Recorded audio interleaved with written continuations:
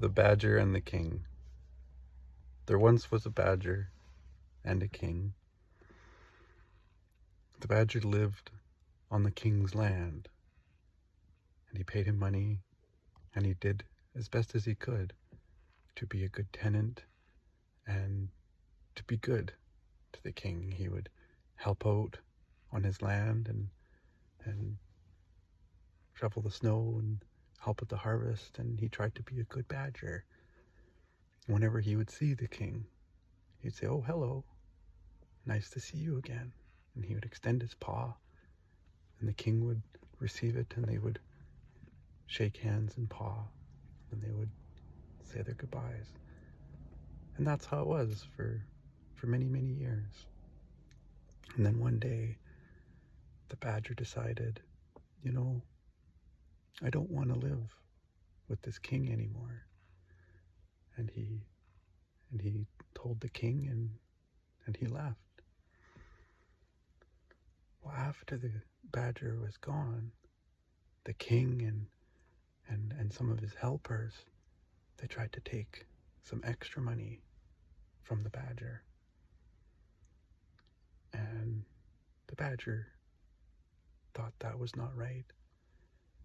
And he spoke to one of the king's helpers and said, "Hey, this isn't what we had talked about. Before I left, we talked, and you said these things to me, and you told me it was okay, and I would get my money back," said the badger. "And now things have changed, and now you're getting angry at me for even having this conversation with you. But okay, no big deal," said the badger. And that was all he said. So he spoke with the king, and the king sat down, and the badger sat down. And the king has had moments like this many, many times before. And the king tried his way, being kind of grumpy and being kind of like a king. He wanted to protect that money. He didn't want to pay the badger any more money. And he said things, and the badger just listened. And the badger tried to say things back. And the king would say, oh, you have to speak up. And that was different for the badger, because the badger likes to speak quiet. And so they said their things back and forth, and the king's time is worth a lot. And he said, well, I've never given the money all the way back on things like this. That's never happened. And the badger just stayed calm and spoke and said, well,